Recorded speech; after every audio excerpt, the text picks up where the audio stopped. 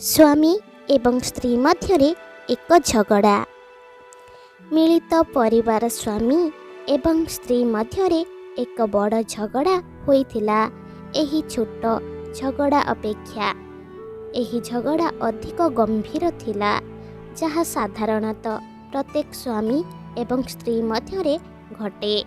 कारण एही झगड़ा बेले परस्पर को समालोचना करिबा बेले एते खराब होइथिला जे छाड़पत्र मागिबा पर्यंत स्वामी स्त्री परस्परर सह कथा हेबा आरंभ करिथिले। मिलित परिवारर अन्य समस्त लोक अत्यंत विरक्त हेले एवं सेमाने समस्ते उभयंकु कौनसी प्रकारे विश्वास करी एही झगड़ा शेष करने चाहूथिले। जेतेबेले समस्तंकर प्रयास फलप्रद हेला नाही, सेमाने एही दंपति को स्वामी एवं स्त्री को घरर पुरातन सदस्य अर्थात जेजेबापा निकट को नहीं गले।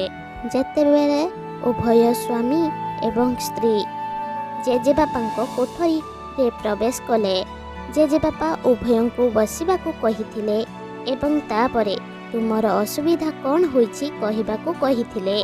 उभय स्वामी स्त्री एकाठी कथा होई परस्पर को समालोचना करिथिले।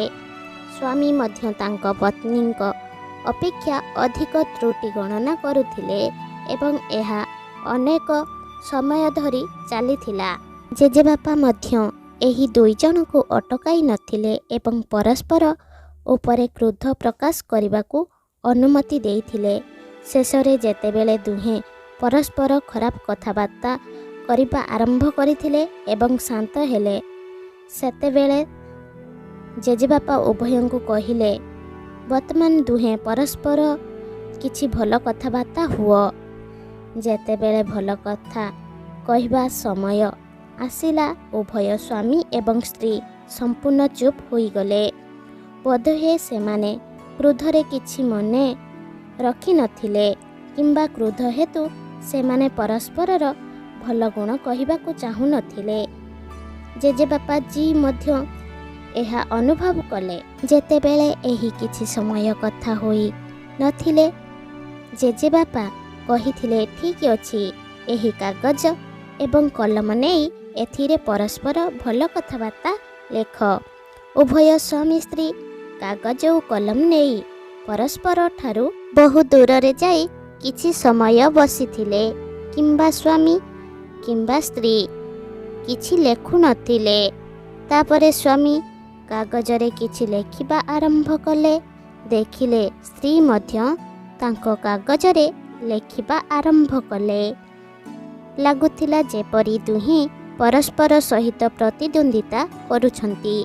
दीर्घ समय धरी उभय कागजरे लेखुथिले एवं जेतेबेले कागजटी लेखारे परिपूर्ण थिला, तापरे दुहें सेमानंकर कागजपत्र नेई जेजेबापांक निकट को जाई तांको देबाकू, तापरे दुहें सेमानंक कागजपत्र नेई जेजेबापांक निकट को जाई तांको देइथिले।